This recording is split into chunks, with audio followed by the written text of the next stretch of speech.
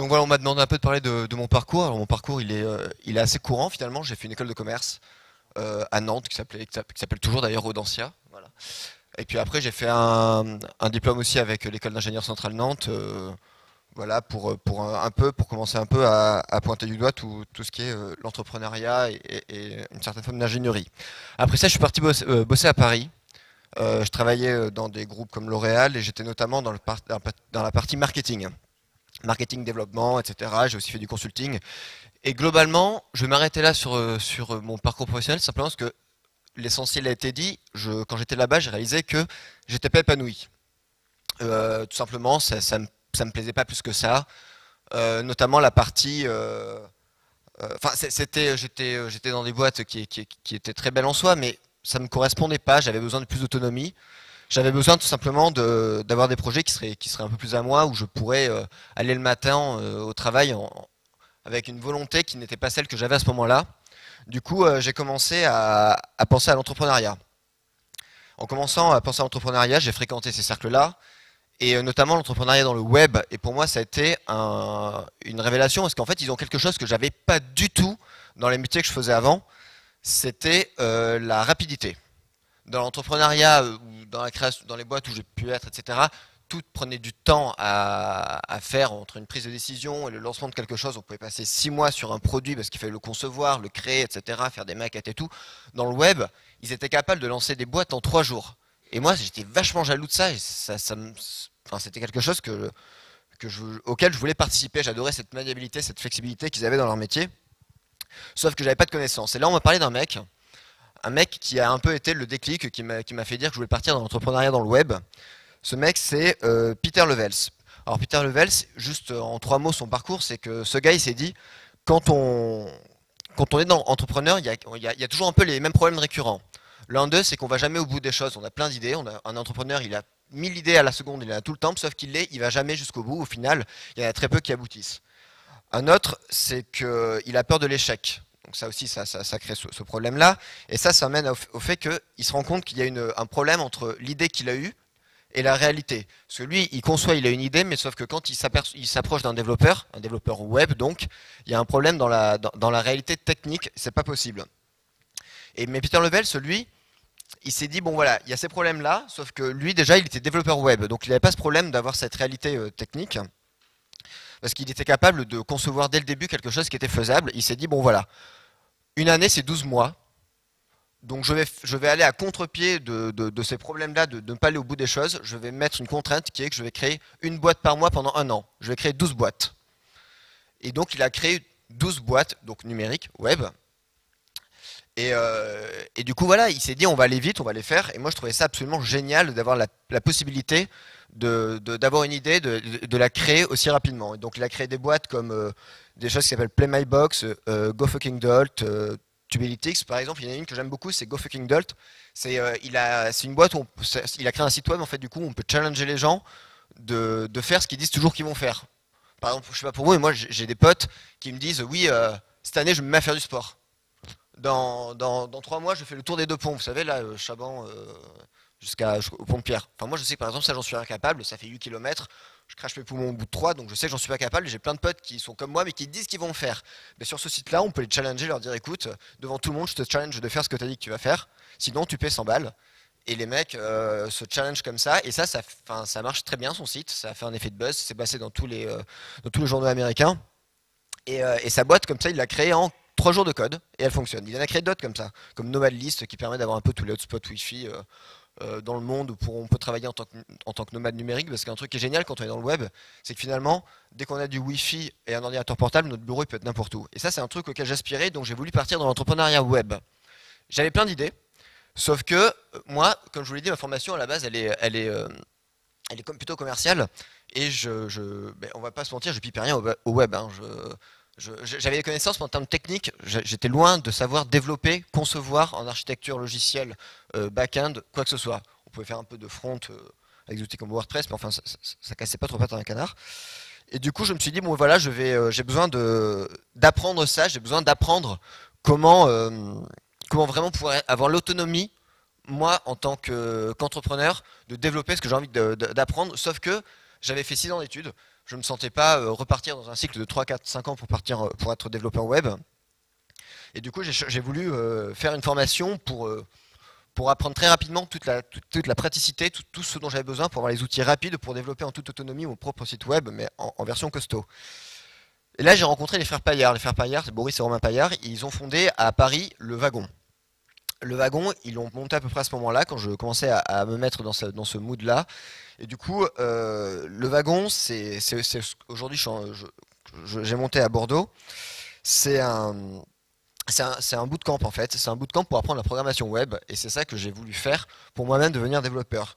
Donc on va dire qu'en fait le Wagon c'est une école de formation à la programmation qui est très intense, ça dure 2 mois et c'est un peu sur le principe des bootcamps à l'américaine, c'est que plutôt qu'on passer 3, 4, 5 ans à essayer d'apprendre à apprendre plutôt du code comme ça, là on va mettre 2 mois, on va faire que ça, 10 heures par jour, pendant 9 semaines sur quelque chose de très pratique avec des outils très concrets, avec toute une plateforme qu'on a élaborée pour apprendre à complètement développer le web, son outil de A à Z, être totalement autonome pour le gérer après, from scratch, donc d'une feuille vierge, apprendre en 9 semaines, 2 mois pour comment faire ça.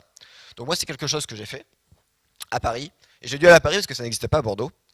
Du coup, et ça a été un peu pour moi un événement qui m'a changé la vie parce que j'ai appris énormément de choses à ce moment-là. Outre le fait de pouvoir apprendre à coder et à développer, j'ai surtout appris à penser différemment.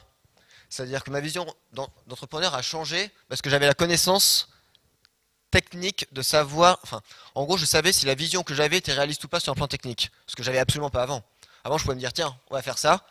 Puis là, je voulais aller voir un développeur, j'ai réalisé qu'en fait, déjà, ça allait me coûter un bras et que j'avais pas le moyen de financer, et qu'en plus, techniquement, c'était difficilement réalisable. Donc, voilà, donc du coup, on a monté le Wagon.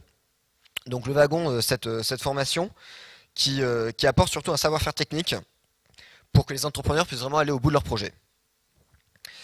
Ça a été long, c'était un long process parce qu'il a fallu créer une plateforme technique qui n'existait pas pour vraiment apprendre aux élèves d'une façon totalement innovante à être des développeurs confirmés en 9 semaines. Donc ça, on a eu Sébastien Sionnier, qui est le CTO du Wagon à Paris, qui a fait un énorme travail sur ça. Et l'idée, donc, c'est que maintenant, en sortie, les élèves sachent coder, sachent développer, donc comme je l'ai appris là-bas, mais aussi qu'ils sachent penser donc d'une nouvelle façon, et que surtout leur créativité d'entrepreneur soit nourrie à travers cette expérience qu'ils ont appris. Donc voilà, je pense que j'ai un peu expliqué mon parcours. Aujourd'hui, on est en train de lancer ça sur Bordeaux. La session arrive, c'est une session de 2 mois. On a notre première session qui est début octobre. Et L'âge et le profil des élèves qui sont concernés par ces formations, c'est plutôt des jeunes il y a ou de tous les des âges. personnes qui sont On en a eu entreprise? alors par exemple sur la dernière session de Paris, on avait pas mal d'anciens étudiants d'HEC de l'ESSEC qui venaient finir leurs études. Donc on va dire la moitié des gens sont des étudiants d'école de commerce qui ont fini, qui veulent se lancer dans leur projet d'entrepreneur. On a aussi un certain lot d'ingénieurs qui ont fini leurs études. La moyenne d'âge c'était 28 ans. Euh, on en a qui ont 50 ans, on en a qui ont 18 ans. Ça va de tous les âges. Par contre, c'est des gens qui ont une volonté forte d'apprendre, qui veulent se donner à fond pendant 2 mois sur un projet, qui ont cette volonté d'entreprendre. C'est Et par rapport à Simplon, par exemple, c'est dans la même veine. Alors ah, Simplon, c'est un peu le même ouais. principe, on Alors va c'est dire. pas la même veine parce que déjà on est sur un format plus intense et plus court. Nous on est vraiment sur 9 semaines. Simplon voilà, donc c'est complètement différent sur le timing. Et puis après, nous, on a un choix technique aussi qui est propre, c'est que nous, on leur apprend le développement web sur un langage qui est le Ruby, avec le framework Rails. Pourquoi ce langage? Parce que c'est un langage qui est très utile pour le web et surtout qui peut vraiment s'apprendre pour le développement web, donc de sites web, et qui peut se lire quelque part. C'est pas du dialecte avec simplement des balises et quelque chose de complètement incompréhensible. C'est quelque chose quand on le déchiffre, peut se lire. C'est des mots anglais, ça a du sens. Donc ma vie d'âge donc de 18 à 45 ans sur des entrepreneurs. Il y a deux types de personnes qui viennent. Il y a ceux qui viennent généralement avec une volonté qui ont un projet entrepreneurial, et les 2 dernières semaines du wagon sont faites pour qu'ils développent eux-mêmes leur projet pendant le wagon. Donc en fait pendant la formation, ils développent leur outil web et avec leurs connaissances, comme peut-être derrière, ils peuvent le maintenir. Et il y a ceux qui viennent sans projet, qui comme ça peuvent rencontrer des porteurs de projets. Et il y a des prérequis, c'est-à-dire que vous intégrez les élèves avec sans aucune connaissance en développement, ou il faut quand même...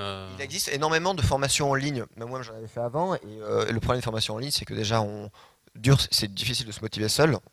Mais du coup, nous, il y en a une qui est très courante et qui est gratuite, qui est la Code Academy, je vous conseille à tous de le faire si vous avez envie d'avoir une initiation web. Et nous, par exemple, on insiste pour qu'ils fassent la Code Academy avant de venir nous voir et qu'ils en valident au moins 75%. Ça permet de tester leur appétence pour le web et leur volonté. Parce qu'on veut des gens qui créent une émulation entre eux en classe et qui suivent un peu les cours. Mais après, quand on fait les cours, on part du principe qu'ils ne savent rien. On repart de zéro. Mais on leur demande de faire des cours de Code Academy avant, histoire d'avoir un peu... La Khan Academy, donc. Code Academy. Code Academy, j'aurais cru que c'était Khan Academy. Code, non, c'est autant pour moi, c'est Code Academy. Et après nous, on les teste en fait sur leur motivation surtout, parce que c'est ça qui change tout, c'est que nous, on est des petites classes, on n'est généralement pas plus de 20 élèves, avec 2 à 3 professeurs par classe en même temps. Donc l'idée, c'est vraiment de créer une émulation avec des petits groupes. Et voilà, je pense que... Eh bien, merci Bertrand. S'il y a des questions, des réactions dans la salle. Oui. Oui, 2 en même temps. Oui, je voulais savoir, est-ce que vous abordez l'aspect économique et commercial en même temps quand vous... L'aspect business model? Oui. Enfin, business plan, business model, un peu la viabilité du projet sur un plan business, quoi. C'est ça, votre question? Oui. Oui et non. Alors oui, on en parle. On en parle longtemps avec les élèves, ils viennent nous voir quand ils veulent, et on essaie d'apporter tout le recul qu'on peut avoir sur ça, parce qu'on a quand même une connaissance du milieu web. Mais clairement, je vais être transparent, c'est pas ce qu'on apprend dans les cours. On en parle en off avec les élèves, mais nous, nos cours, on les a basés sur la technicité. On se présente pas comme école de commerce, hein, c'est pas du tout ça. C'est vraiment le centre de formation sur l'aspect technique. Après, on accompagne, on discute des business models, et c'est pour ça que d'ailleurs on a des projets hein, pour le wagon qui sont pour plus tard, qu'on commence à mettre en place d'ailleurs en ce moment sur Paris. Mais c'est de créer on a énormément d'anciens élèves qui créent en fait leur projet derrière, parce qu'ils les développent dans le wagon. Du coup, c'est l'occasion pour nous aussi d'essayer de les accélérer, de les incuber, etc. Donc dans toute cette phase-là, donc après wagon, donc un deuxième temps, on les accompagne vraiment sur la partie business. Oui, merci beaucoup. Une autre question peut-être, oui.